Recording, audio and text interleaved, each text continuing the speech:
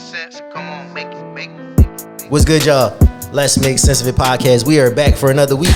And like we always say, the truth you don't want, but you definitely need it. You definitely need it. I go by the Bo Vance. And I'm Ash. We are back again. Like always, follow us on Instagram. Let's Make Sense of It _ Let's Make Sense of It _ If you're watching us on YouTube right now, make sure you hit that subscribe button in the corner.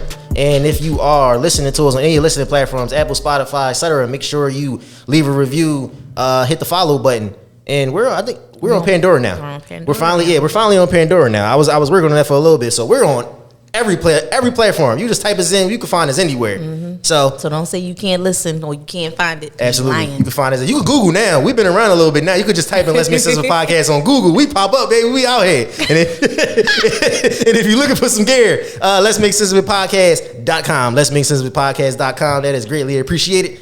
All right, so this week we are back at it. So we're gonna get into interracial relationships. Interracial relationships and all the different parts of interracial relationships when it comes to the kids and everything. So first of all, let's start off this way. Misconceptions when it comes to interracial relationships.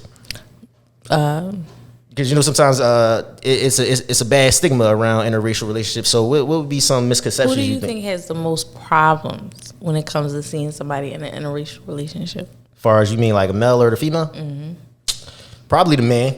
Why? Probably the man because when women see, specifically black women, when they see, specifically black women, when they see a black man in a relationship with a white woman, or maybe I think it's more so a white woman more than it is a Hispanic woman though, because I don't really see too much backlash when it's a black man dating a Hispanic person compared to a black man, especially a black athlete dating a white woman. So why do you think that is?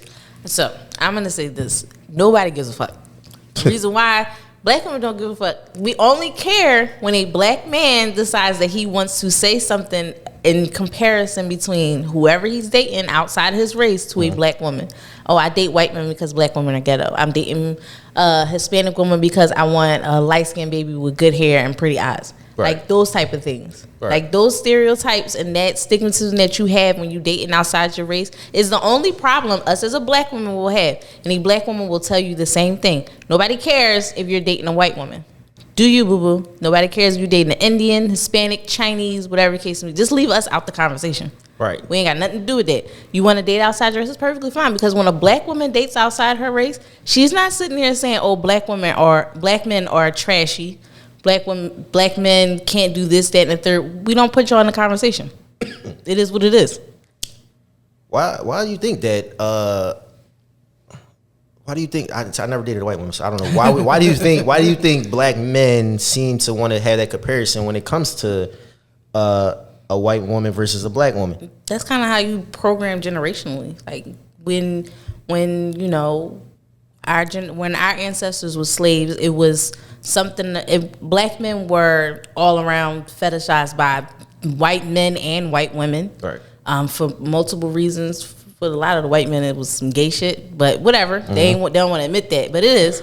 And for white women, it was just like this strong, dark man or whatever the case may be. It was fetishized, whatever. Mm. So nowadays, when a black man is dating a white woman, automatically they think of someone that's going to submit to them, someone that is going to, just submit to their every whim and word for some odd reason. Right. Unless you just happen to find love in a white woman. That is what it is. You don't have any fetishizes about it. Like, you just love this person because you love that person. But there are a lot of people that just date outside their race to prove a point. And it's just like, what point are you proving? Like, we have no comparison. Like, there's nothing you can compare a black woman to any other race. Right. That's why there are other races. Right. Because having a black woman, and like I said, I can't speak for other ethnicities, but I know having a strong black woman is something that's hard to come by. And when you find it, I'm telling you, because black women deal with a lot, mm-hmm. and they handle situations. I think that's what it is more than anything. They'll handle a situation way different than maybe a white woman would, or maybe that somebody else from another ethnicity would, because that's just how they're bred. That's just how they come up. That's just how it is. Example. So say you dating, say a black man, he dating a white woman, and the topic of race comes up or racism comes up when it comes to raising mixed kids. Let's do that. Let's might as well jump into the mixed kids part of it too. Him trying to explain, how would I put this? Him trying to explain to his white wife maybe some of the oppressions that black men have to deal with. She might understand, like, you know, people say, oh, I understand, but they might not understand that you have to have certain different conversations with your mixed kids here. She might look at it as, all right, we growing up in a nice neighborhood, you know, we around everybody, nobody really comes off as racism or something along those lines until it really affects her or hits them. Like, why do you have to have this particular talk? Like, why do you have to have a talk when it comes to... If you grow up in a mixed household, like if you're a black man dating a white woman or Hispanic or any other race, or a black woman dating any outside of her race or whatever, and you happen to have mixed, it is your responsibility as that African American person to explain to your kids the things that they will go through, because it will be different for mixed kids, because a lot of the times you're not accepted by either side. Exactly. If you come around your black family and everything like that, sometimes you'll have people saying, you know, you just light skinned, like you was adopted, like those type of jokes. That's the white side of you. And then that's the white side, and then you go around your white side and you're too black for them. So you're kind of like always stuck in the middle, and nobody has those conversations with their kids to say, like, this is what you're gonna go through, but you need to know your heritage all around. Right. And you need to understand the things that you will go through in life. And the reason that a lot of mixed kids grow up trying to figure out what side they belong on is because nobody has this conversation in the household. It is your responsibility as that black parent to make sure that they know this black shit. Right. And because raising, all right, how would I put this? So someone that's raising what would you tell someone that's raising mixed kids? And they find it, better yet, somebody wrote in, they were a single mother raising mixed kids. Mm-hmm. And the father, I guess, is no longer around. So they're a white woman raising mixed black kids, pretty much. I mean, I would try to... Because that's hard. It's very hard. It's hard to try to explain to them, you know, certain things, because it's just... Maybe just specifically because it's coming from them, and they look at their mom and it's like, all right, mom, but you're not this, so how would you know? Right. Or maybe I don't know if they can join like support groups, put your kids in programs where they can learn these things. If the dad is not around and they don't know that side of their family, like, it's always, if they want to know this side of the family, maybe you can, like, you know, send them over there for weekends so they can learn these things. But if that side of the family doesn't want anything to do with the child, then you find it at outside sources. Don't, you know, beat yourself up if you're by yourself and you can't really connect with your child on that level because you don't know. And you can explain it, like, you can bring out books about it, you can explain it and everything like that, but it's still certain things that you won't know. That's just not a conversation that you probably ever had.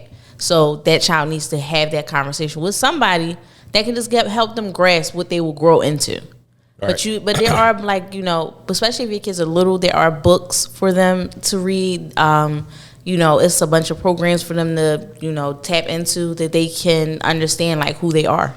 Right. And the difficulties they will face or may not face, but, you know, you just want to give them that reality. And that's the sad part, because you live in a world where everything is so separated that they can grow up and in a neighborhood, or they can grow up anywhere in a family that they're loved. It doesn't matter, black or white or whatever you are, and they're loved. But then they step outside of that family, or they step outside of that particular neighborhood, and they realize how malicious and how ill will some people are. Because it's people I'm pretty sure that's probably don't even talk to their parents because their parents didn't accept them dating outside of their race. Right. And you want to know the crazy part about it?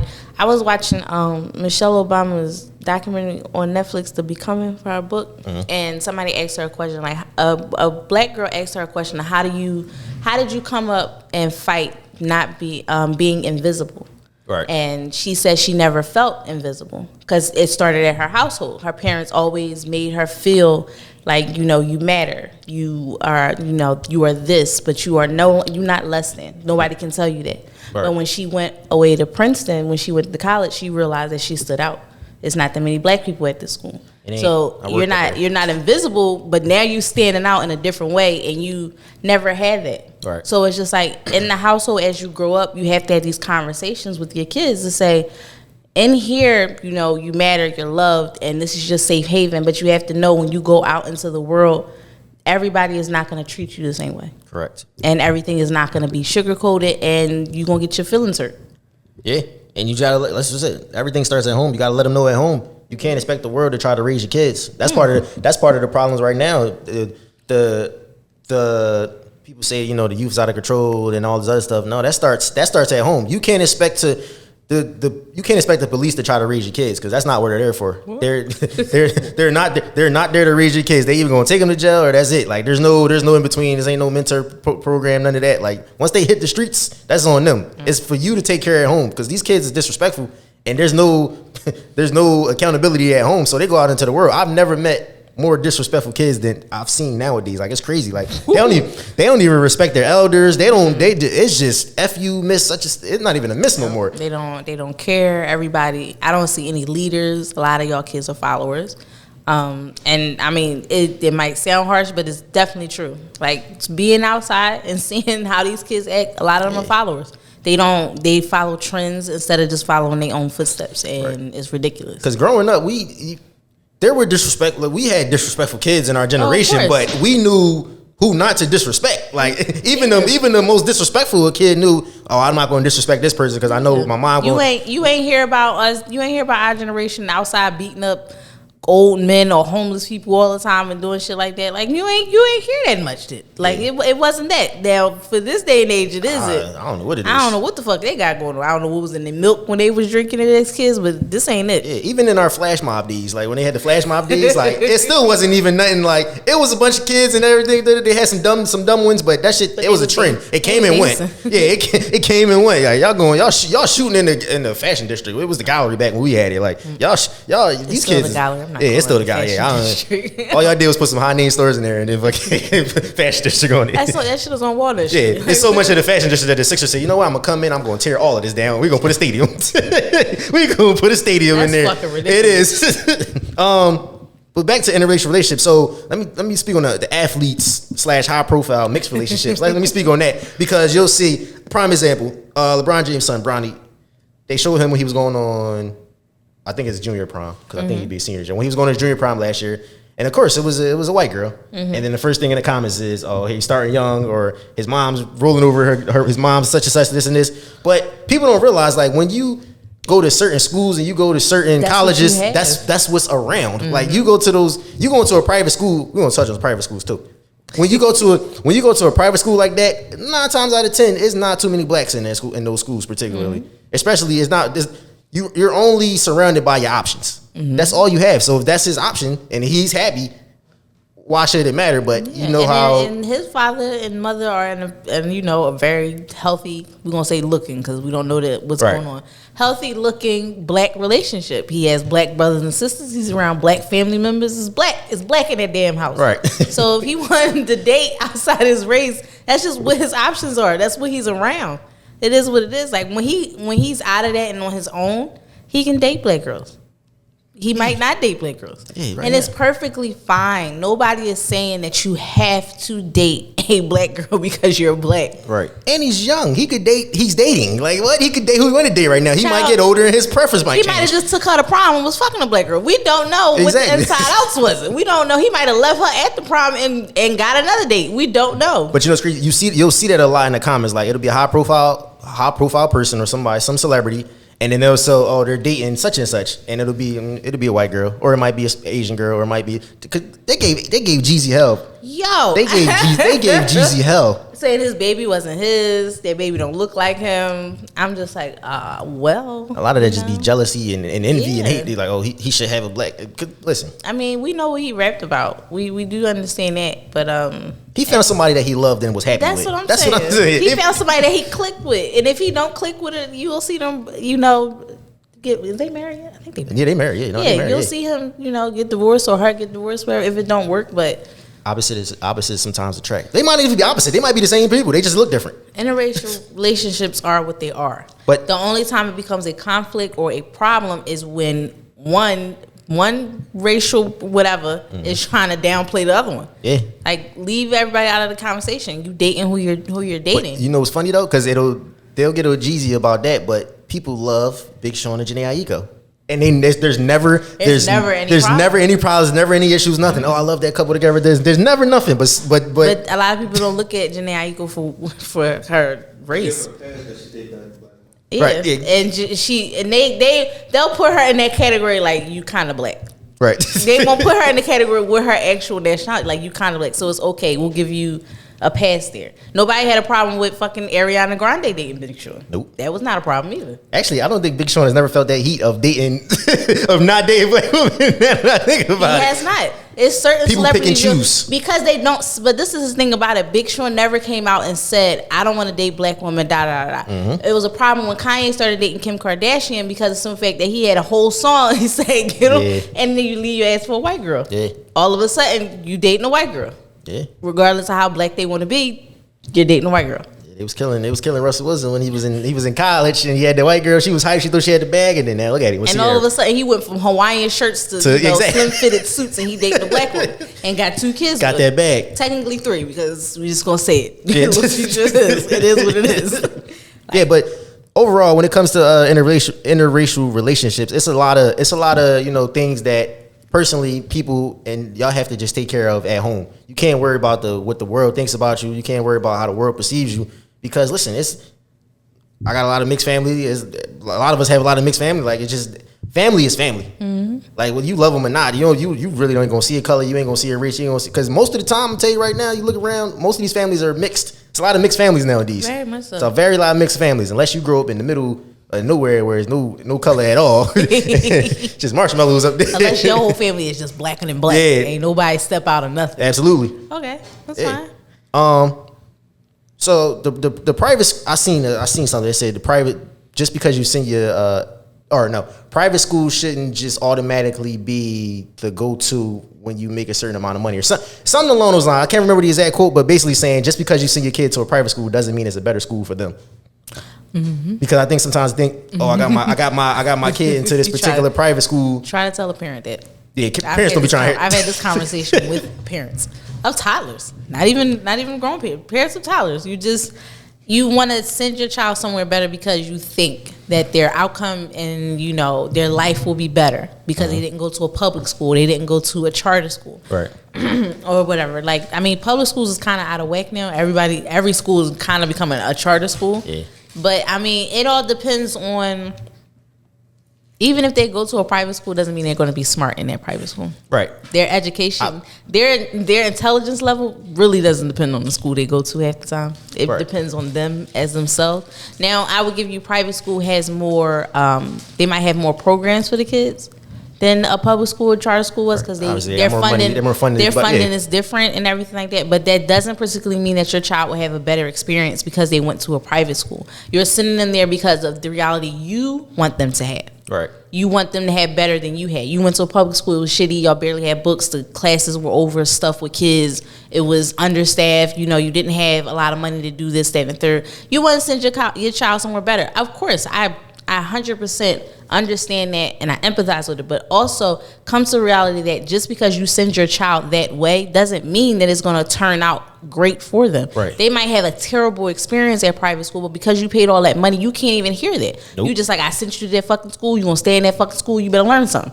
And it's just like, when I come out of this fucking school, I ain't even coming home to you because you didn't want to listen to my experience. Right, because it didn't make it no easier. That's what the quote is. Say private school won't eliminate all of the problems. That's what the quote was. It won't just because you send your kid to a private school doesn't mean all the problems are just eliminated. If anything, you got more pressure on this particular kid because now you paying. It's the different. See, parents get when you pay for your kids to go to school, it's a different type of like, oh, get that shit together because I'm paying this tuition every month. You paying tuition, you paying for uniforms, all types of shit, and then you send them there and they don't like it.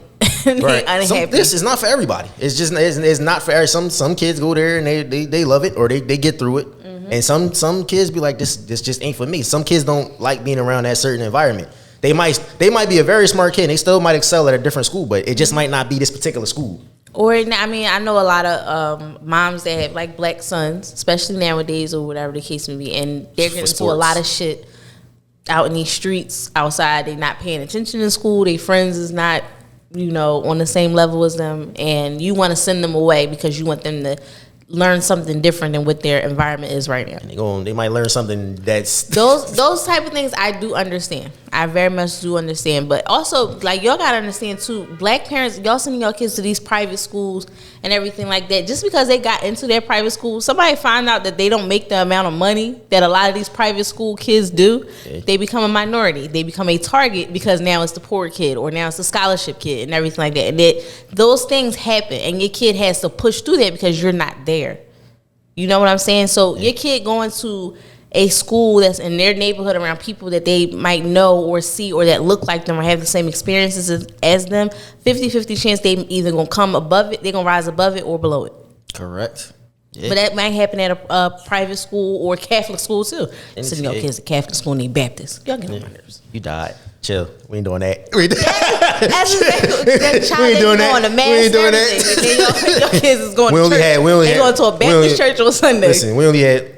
All right, whatever. I was in Catholic school from 7th to 12th. I started in charter, and then I got tired of charter. How was your from experience? 7th to 12th. By the time I got to high school, we didn't really matter because it wasn't like 7th to 8th. They made you do mass like once every couple months. But in high school, it was completely different. They never really forced it on you. It was just every once in a while. So it just listen, man. Teach his own. You know what I'm saying? Teach his own. I went to charter schools. I made out well. Still school. That was public, but I went to charter school. You know what I'm saying? I went to charter school from K to 6, and then they kept adding grades. I said, I gotta get out of here. My mom said, well, you ain't going to public school. So listen, my mom didn't want to send me to Gretz because she was just like, you ain't going there. I'm not going there. It's down the street. No, I ain't going there. Exactly. It's down the street. So I had to go to this charter school with, a bunch of Puerto Ricans. Now I'm drinking. So thank you, mother, because now I'm drinking in high school. All right, let me give you this quote. It says, this is funny. Known fact that females only set requirements for guys they really don't like. Yeah. You think? Why do you think that's the case? Because you don't like them. Because you don't like them. So you set all these requirements because you're trying to be nice. Or you getting something out of it. So you say requirements basically because you just hoping that you run them away? Maybe. Wow. I would have never, you know what I'm saying? Maybe. But you set requirements for the nigga you like too, but it's just not as harsh. Every girl knows it. The same way they say it's harassment if an ugly guy comes up to you and says something to you, and it's not harassment if a cute guy comes up and says something. Like, you already know that. Like, double standards. If a guy came up to you and he wasn't that attractive or you wasn't really feeling it, and he said, oh, you should smile more, like, you look pretty, you get an instant attitude. Because, like, leave me the fuck alone. That could have been the one for you. But, right. That'd be chicks' problems. Right. But if you see a cute guy, you like, damn, he fine. He like, yo, you should smile more, You cheesing from ear to fucking ear. You grinning. He done brought the sun out for your fucking day. It's the appearance. This is just, I guess I guess you could say that. I don't think guys do that though. Yes, they do. Bullshit. I don't know. Bullshit. With set crazy requirements for because I think guys would just say fuck it. Like, we ain't gotta get to the requirements. We just don't really want to be bothered. We ain't gonna really be bothered. See, the women, y'all dance around the whole thing. Just y'all don't want to be bothered with a guy, but y'all will dance around it because you don't want to tell him that you don't want to be bothered with the guy. And I mean, you might. And some women do it for clout. Like, they want to show that they got 50 unread messages in their DMs or in their messages. You want to show that like somebody is bugging you. And I mean, I don't understand that. It's just like, why you want to show that they bugging you? They bugging you. Like, tell them to leave you alone. But I mean, but then a guy won't tell a girl, like, either if he's really not feeling her, he'll keep fucking with her. Yo, I'm glad you just reminded me that. I'm glad you just reminded me of that. So it was this guy. I don't know if you've seen this. He sent a text message to this chick. Mm-hmm. All right, so this was the message. It says, you know a nigga want to see you. You know a nigga want to see you. See that ass and something like that, something along those lines. She said, when you want to see me? He said, shit, can I swing on you tonight or tomorrow? This must have been some down south motherfucker because they whole slang is crazy. She's talking about what you trying to do. She put the looking eyes. He talking about what you trying to do. She talking about get to know you, chill, etc. He going right.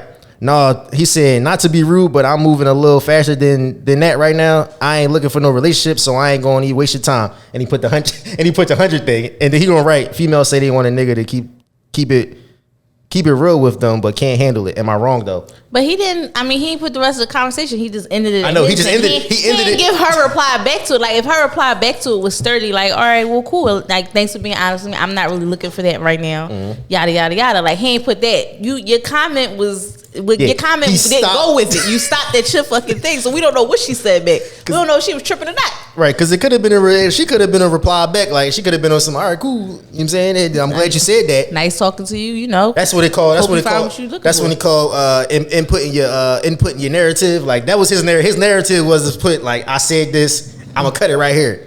You ain't got no, but your comment is for something. We need her reply to know if she was tripping or if she was cool with it. If she understood it and let it go. You just can't stop it right there, bro. Like, you supposed to show the rest of the conversation. Now you look like a clown because what the fuck are you talking about? Yeah, you supposed to like, what was that? What was the rest of the conversation? But no, you're not. If she's cool with that, if she's cool with you being honest, then you have nothing to worry about. But every female is not like that. Nope. Every nigga is not like that. It's just you just gonna find which one is gonna be like that or not. Yeah, you stop treating them all the same. You can stop coming off the same to all of them too, because that'd be the problem. Like it's a way that you could come off that you want to do something without coming off that you want to do something. Like it's a way that you can be respectful about it, but also keep it player at the same time. Like all right, you can say it's about how it's about how you word it.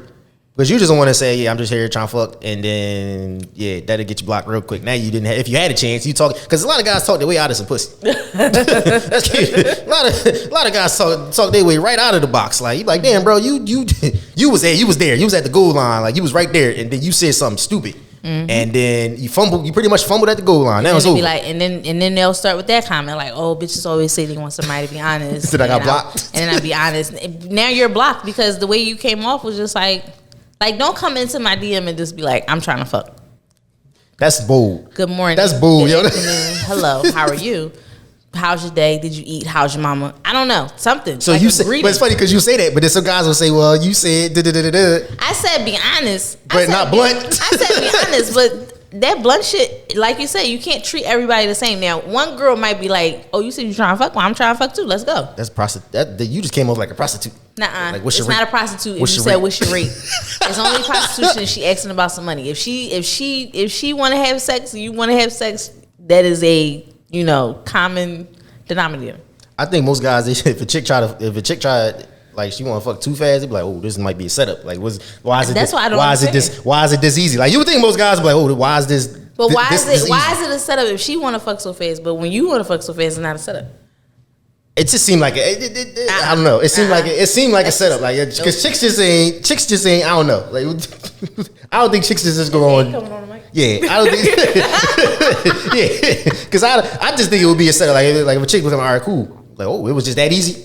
Niggas. Maybe she's okay with having sex. Like maybe she's okay. Maybe she want to have sex and she just like, yep, okay. I can't. It's hard for niggas to trust women like that because it's like how much people to us is like, damn, you giving it up that fast, that easy.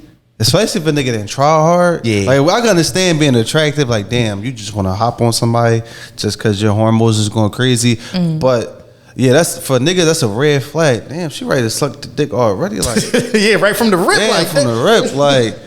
Like that's a little. I'm real life ugly, shorty. This ain't even. Like, what's going on? So yeah, if a girl come off kind of fast, she trying like just get busy all quick. Red flag. Niggas already thinking she a whore. She gotta be right. Now it's different. It's different. Like if she was in the DM, she might have been sliding you hard eyes. She might have been doing this, doing that, throwing little hints out there. That might have been. It might all right. Maybe she some type of attraction there, and maybe she throwing it out there. But for like just that easy, like I don't know. Niggas expect women to have more self-respect than we do. Niggas don't care. Yeah. We don't care about ourselves. Let's be honest.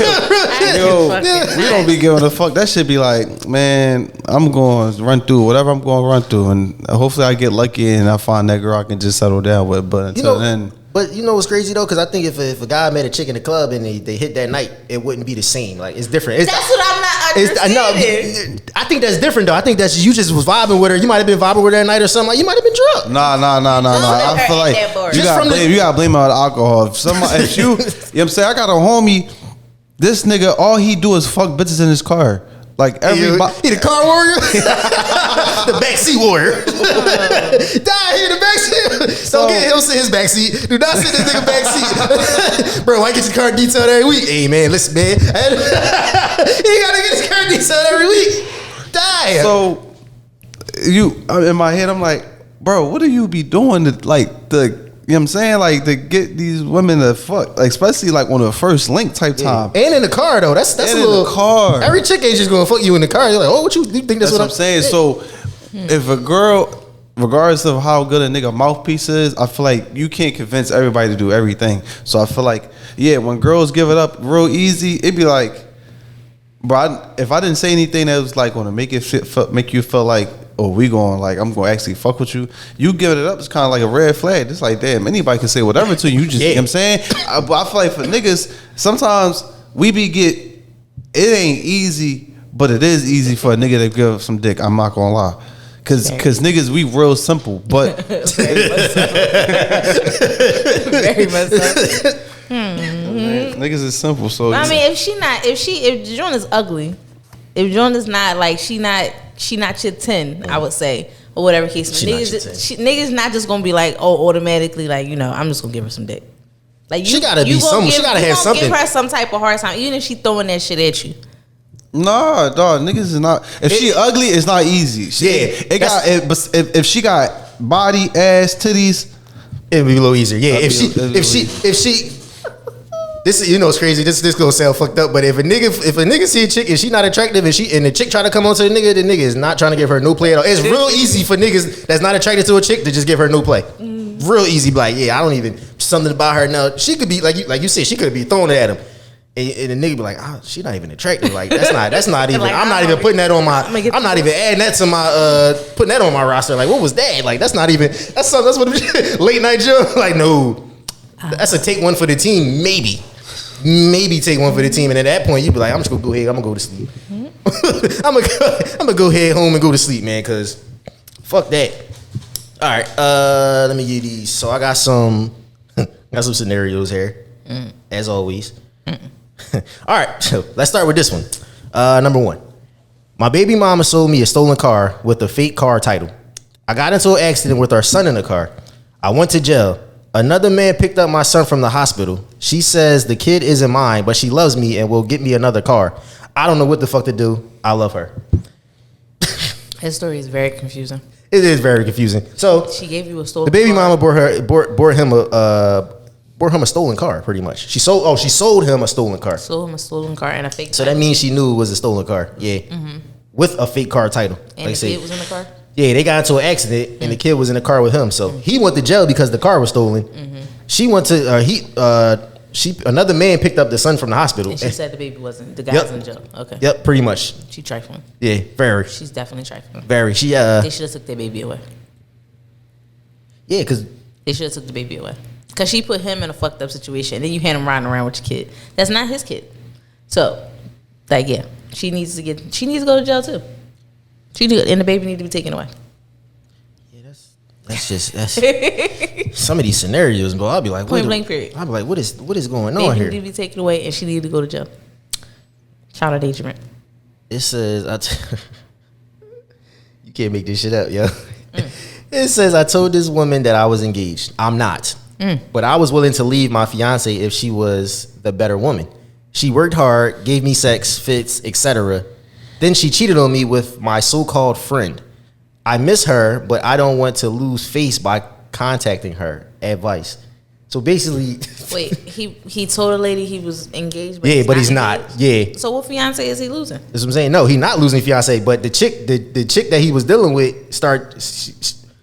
allegedly cheated on him with a so-called friend, but really technically it's not cheating because, bro, you told her you was engaged. You told her you was engaged. So now he don't want to. That's a nigga for you. That's a nigga for you. Like, bro, how you upset that I moved on? You mad because it's your friend? That's what I think. That's what. Yeah, it's the principle. That's I feel like with shit like that. All right, fuck it. I'm getting engaged or whatever. Cool. It's the principle. But first off, that's not really his homie. If his homie was able to crack, knowing that y'all had a situation and she knew that's your friend. All right. If he didn't know, all right, cool. The friend not wrong. But if the friend knew and he cracked, as disloyal. That's his friend being disloyal. Yeah. On top of that, it's the principle, bro. You shouldn't be fucking any of my bitches anyway, especially without my consent. So if she went ahead and fucked his friend, she just wanted to blow his shit up. They're like, oh well, you can't get me. You know what I'm saying? Yeah. Let me ask you a question over that. So if I don't know if I asked this question before. If your man smashed your side, if your man smashed your side chick, is he disloyal? Nah, if I gave him the green light. If you gave him the green light, she can't be. She's not a side chick. No, she could have been. She's not a side chick though, because he ain't engaged. No, this is just off topic. No, this was just off. Not on that, but I'm just saying. But if you had a side chick and then your man smashed, like, would that be? I mean, he knows that's your side chick. I'm gonna say yeah. I'm gonna take a lucky guess. I'm gonna take a guess and say he probably do. Yeah, all your homies is supposed to know all your bitches. So they probably, most likely, yeah. You got a point there. Most likely. I'm so happy I'm just a female. If you had it, my friends don't even date in the same circle. That's weird. It's a small pool out. No, it's not even like that because it'll be a small pool of chicks out here dating. And that'll be out here in the mix, and then you bound to, you know what I'm saying? You wanna know what women do? Niggas do it too to a certain extent, but women do it on a level of like it be giving off groupie kind of vibes. What girls do, they'll, oh yo, my friend got other friends. You got friend from my friend type shit. Yep. Like, you know, niggas do it too, but women do it to date. Yep. Yo, let me set you up with my, you know what I'm saying, through the oop and all that shit. Don't want it. And they do it like, oh, let's say one friend break up with they nigga. And now they want to put that friend on. Yeah. Right. Then now y'all just all going out as a collective. And that's say everybody start having relationship issues. Y'all go find another friend group to go fuck with. I mean, I guess that would make sense. See, when women start passing off friends in a friend group and then that shit don't work out, now it's gonna cross friction in y'all group because this nigga was around. He was around with his homie before. So now what? That's why you don't do that. That's why you don't mix friend groups. I think it's. I don't think it's. You just don't date one person, right? And then you try to set people up with your significant other and they friends, cause that shit get messy. Yeah, that's like they do that on their own. That's different, but don't try to set them up. Women, I feel like women do that a lot, where they like. All right, we was fucking with these niggas. All right, we gonna fuck with these niggas when we done with these niggas. They break up and shit. It's just, you know what I'm saying? Niggas don't do that. Niggas fuck, then dip. That's it. How do you look at that? Like as far as like introducing, because you said no, but introducing like a family, or like a close family member or a close friend to another person. It's that's messy. You think that's a bad thing? It's messy. What if it work out? I mean, it might not. It work out on your own. I'm not throwing you the oop. Because automatically, I'm gonna think of the scenarios like when you having problems with this nigga. Now I can't hang out with anybody from this circle, or I can't do this because you mad at this nigga. It's just like, let's just all date outside of this. If you just so happen to meet a nigga that's in this same friend group, but I didn't introduce you to them, that's perfectly fine. Because when you have a problem with this motherfucker, you need to put your grown woman panties on. And just deal with it, because ain't nobody got time for that. Because sometimes that shit could mess up whole groups. You like, damn, now we had a whole trip fucking plan. Now we can't go, bitch, because you mad. No. Wait a minute. Bring another nigga. Just bring another nigga. I don't know. Just bring another. He probably bringing another bitch. So you bring another nigga, because that's just we all can't go that way. Exactly. Ain't nobody going there. What? If I pay my motherfucking money, I'm going. I ain't fucking going. That's exactly why my friends they outside of other circles. We don't know. I don't know where you met this nigga at. That's perfectly fine.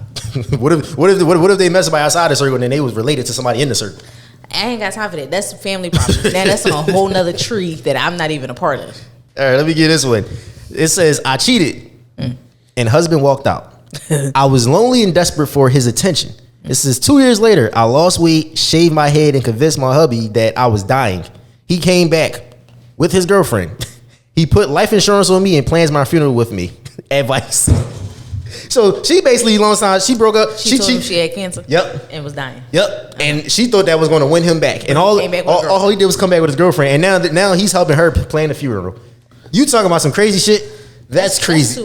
That's too weird. It's too many toys. It's too many chat rooms. It's too many bars for you to be that desperate. No, she basically wants somebody to be there when she died. Basically, she not dying. Oh, she was faking it. Yes. She was faking it. Yeah, she shaved her head. She shaved her head, lost a bunch of weight to make it seem like she had cancer, so that he would come back. But the whole time, no, he still had it. He came back with his girl to plan her funeral. To plan her funeral. That she thought that he thinks that she's about to die, but she need her ass whooped. She's about to die, but she ain't even really about to die. Like that's too much. Like, ma'am, no. Like just like get you some sympathy dick. It's not the sympathy. Sympathy dick. All right, just find you some sympathy dick, and just bury your woes in that. Yeah. Last one. It says the chick, she has a sugar. She said sugar daddy said her mouth gave him life. Right. Mm-hmm. It says his woman was tired with kids and she couldn't satisfy him. Basically saying the sugar daddy had a woman, she couldn't satisfy him. Things were going good until she brought him a suction sex toy. The chick says she can't compete. She has no leverage. He's not returning her calls. Her ego is crushed, and now she's broke. Help. There is no. Long story short, Shorty, go ahead and get you another sugar daddy. That part. He ain't coming back, bro. He ain't. He ain't coming back. Somebody teach you how to suck some dick. They got classes for everything. They got a class for that. No, she was the sugar baby. She was the one that I'm saying if he got the suction toy, she can go find her a dick sucking class, maybe, or something. No, you're not listening. She was getting money from him, giving him head and everything. The wife brought him the suction toy. That's what I'm saying. So now the chick trying to figure out what the fuck she do. Yeah. So she not getting the money from him anymore because he left. Well, she need to find another sugar daddy then. I don't know. Find another sugar daddy. Show up at his doorstep. Throw out a Hail Mary. She found one. I mean, I guess it'd be easy enough to find another. Depends on what circle you're riding in. Then you can find another one. Not the circles you riding in. What? Because people be wanting a sugar daddy thinking they got a sugar daddy and you got a Splendid daddy. All you doing is sprinkling. Not the Splendid daddy. You just $500 get a little bit money here, a little bit money there. No, you want the sugar daddy. Sugar daddy putting you in a condo, a new car, money in your bank account. Everybody say they want everything. People don't know what the fuck they want. They want that. They want to get sugar. People just want this. Money. People just want money. Keep being with you. Everything is just revolving around the money to keep it being with you. You just want money leisurely. It's just like, if you want to be a prostitute. I can do this I know I can have sex. So if I can just put money and sex together, then bam. Good to go, I guess. All right. So let me get into this. Death etiquette.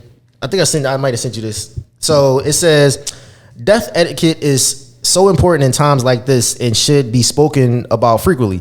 Grief is so neglected because people think that it lasts like a week and then it's back to normal. No, that shit is excruciating and painful as fuck, and you can sit with people for years. Sucks when grief turns into you being emotionally molested, bullied into talking about death, and forced to move on. Nobody really knows how to handle it. And that's why people grieve for so long, because we are ill-educated on the subject because it's scary. We really force people to immediately start back work after dealing with major losses and impacts, and I don't see how that shit isn't illegal. There's no genuine support around shit like this, just a bunch of sending you love messages and non-gentle interactions. That's what. For example, I've seen at least 4 million times, I'd rather you guys not send me pitiful messages or random, and then they got like the what's that? The dove and the dove and with the heart and all that text, because that can be triggering. And instead, now I get more of those texts because people don't understand death etiquette at all. It's nobody's fault. We just ignorant as fuck to it.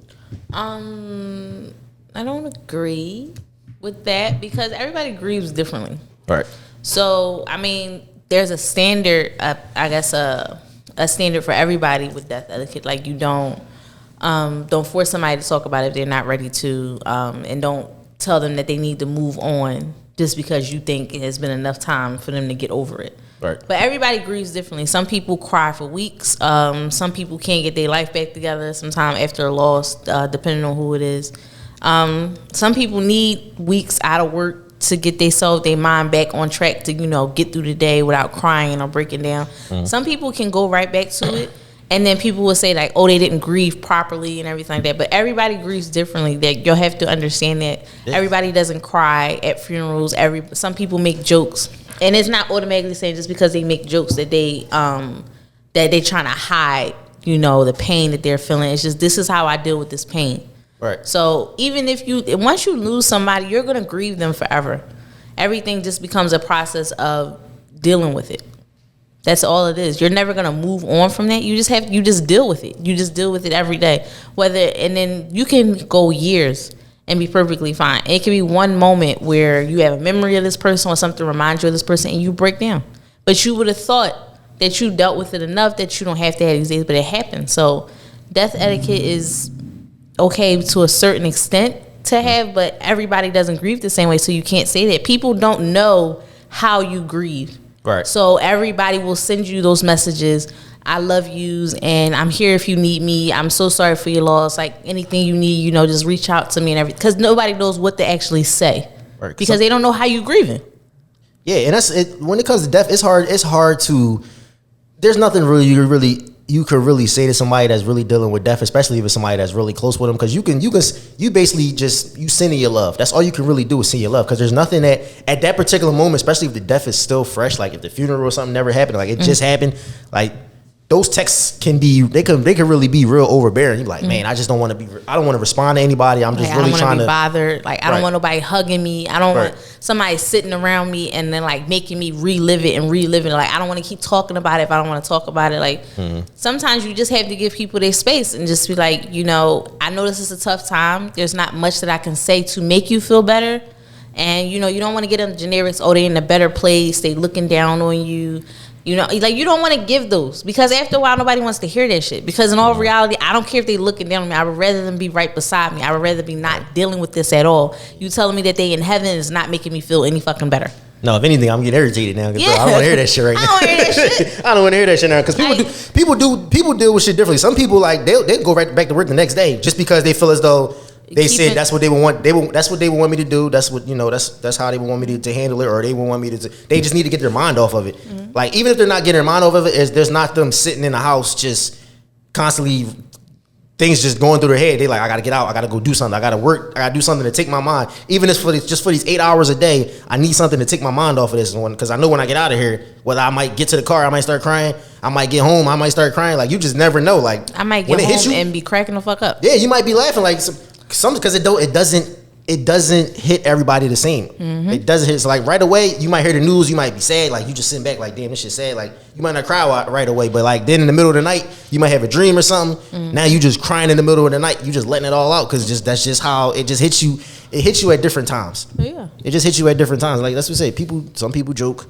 Some people have different ways of coping and dealing with shit. So. Some people would rather be at work because they rather keep their mind going. They rather be doing something.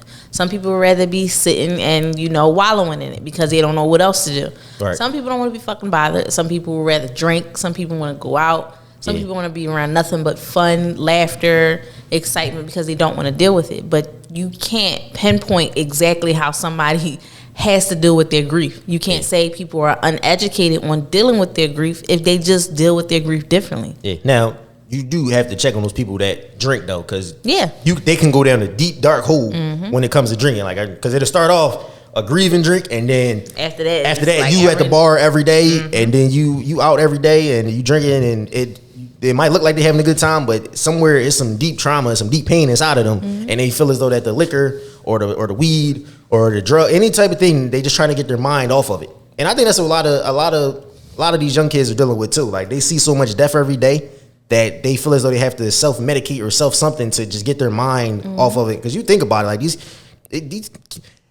the amount of 2000s babies that are dying is crazy. Very much when you think about it. Like, it's crazy. Like, we had a lot of people die in our generation, but like not like y'all. They got bodies dropping at least twice a day. Like, and they're still 13, 14, 15, 16. All in those from 12 to 19, those age ranges alone is crazy. You think some of these kids were born in 2000, 2001, 2002. Like, just think about that. That's crazy. Like, we was kids. Like, it's a whole generation being deleted.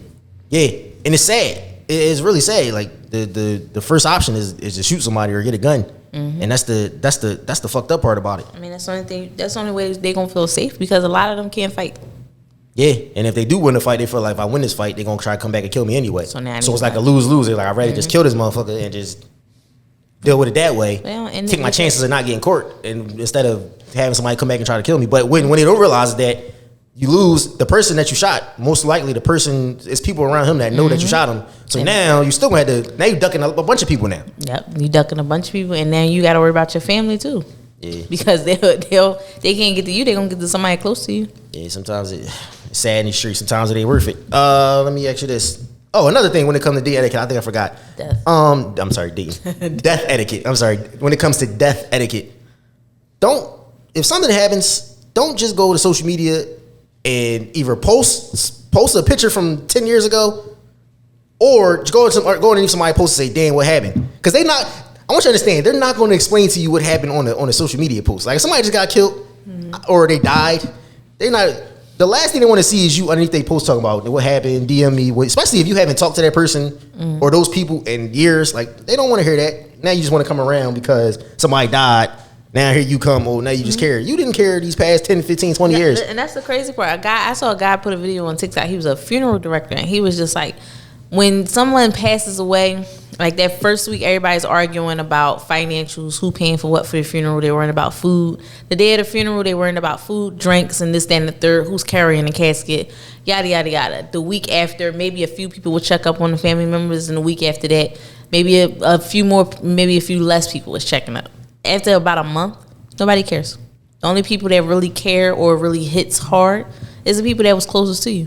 So it's just like we go all out for like these funerals, and everybody's arguing over who did this, and it's just like everybody knows in their life who was there, who was around, who actually cared about them, who checked up on them, who helped them out when they needed it, who was there for their highs and lows. And then some of y'all get to these funerals and you looking and you like, it's gonna be, you want 50 people to be there, and it's just like, will 50 people actually be there? Yeah. Like, how did you live your life before your death? That's gonna show the fuck up. The motherfuckers that just want to be there to be newsy, or the ones that actually care that you no longer here. So I mean, that's something to think about too. Like, don't automatically think just because somebody's not grieving the same or somebody is doing this differently that is something wrong. Yeah. This is just how people are built. This is just how people are made. Yeah, because funerals are split. We talked about this before. Funerals are split a family up, and that's sad. Especially when somebody died and they was the head honcho, or the person that the glue of the family that was keeping everybody together, and then that person died. Man, it gets ugly. It gets ugly. They start talking about money. They start talking about you getting phone calls about this. Now you want it. It's bad. Death is death. Death will show the ugly in a lot of motherfuckers. Seriously. Last one. It says people do not switch up on you overnight. They've been feeling that way. Yep. You agree with that? Mm-hmm. You ever get into a fight with a so-called friend and then they letting all this shit out? You be like, oh, you felt that way the entire time, huh? Right. They like, yeah, I ain't like this and third, and I don't like how you did this and like, bitch, that was 3 years ago. Wait a minute. They was holding. People be holding that. People low key be holding shit in and waiting for the right moment to just bring it out on you. Mm-hmm. Oh no, because remember this. Remember I loaned you this and you ain't never paid me back this. It could be the smallest thing. You be like, damn, really? Like I didn't even know it was that deep. I didn't know it was that. I didn't know it was a problem. Well, you never asked, bitch. Whoa.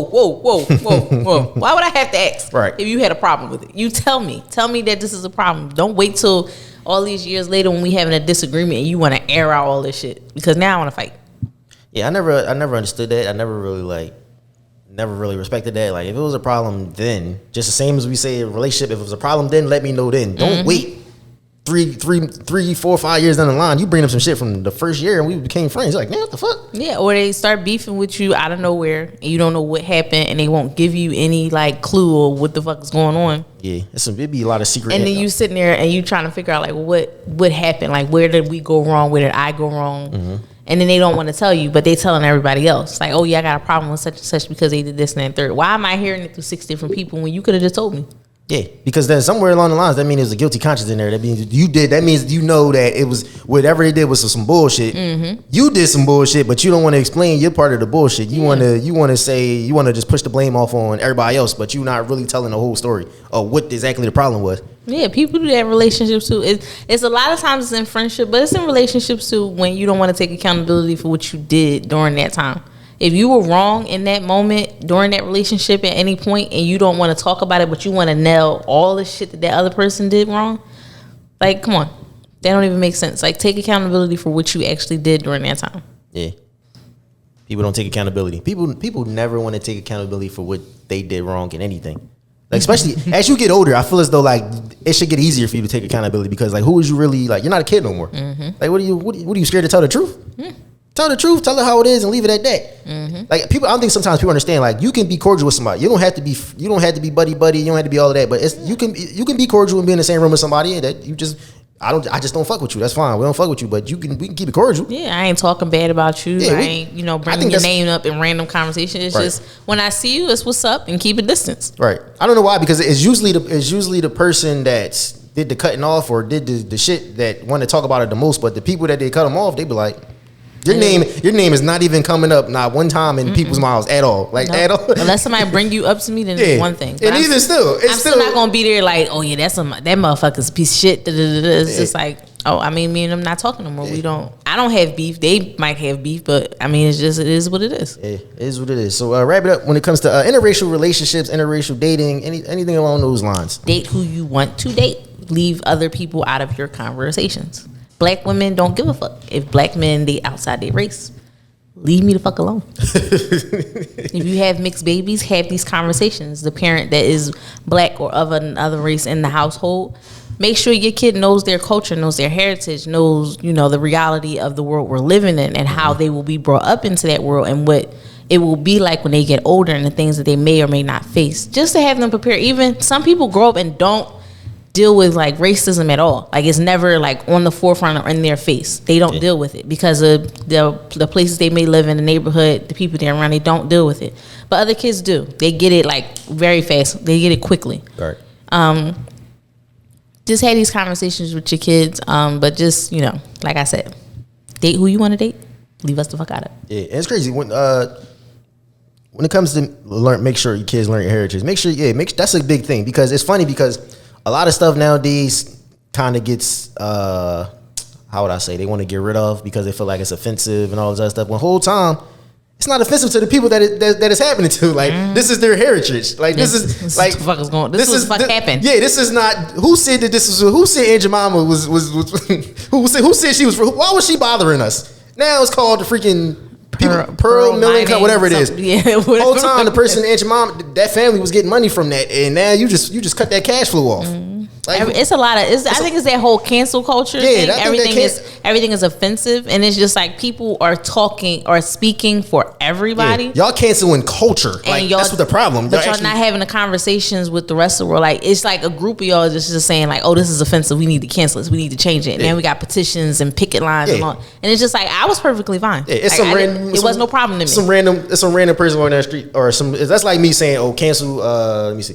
Like wearing a sombrero is now I'm getting canceled because they say it's cultural appropriation or whatever. Huh? It's Cinco de Mayo. What the fuck is you talking about? What are we doing here?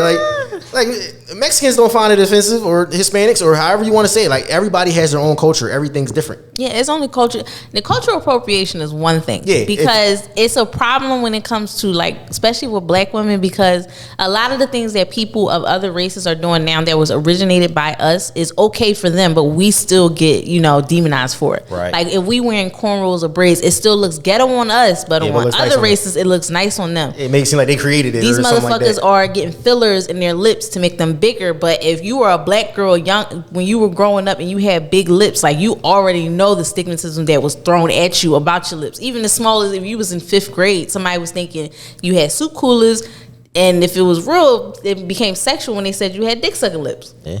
I do remember them conversations. So but now everybody they getting lip injections and everything. That shit is just like supposed to be the way it is. Everybody wants to get these double tans. They have a darker complexion, but if you a black woman with a darker complexion, you're still looked down upon. People want natural hair. They want fros. They want curls. But we can't have that. It's just those conversations is the reason why we have a problem with it. Yeah.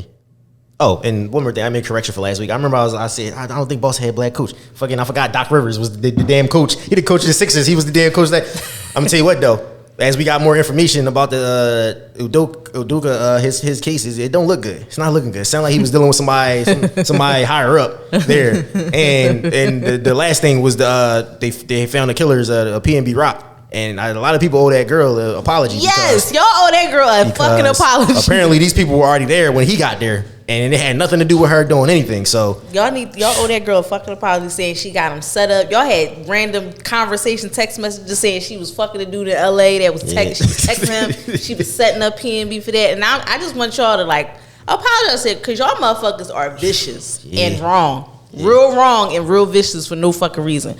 But it's okay because, you know, it's gonna be that time of day. It's the world we live in, man. But like we always say, man, common sense ain't always common. So put a little bit more smarts in the world. And on that note, it's the boy Vince. And I'm Ash. I'll let y'all. Oh.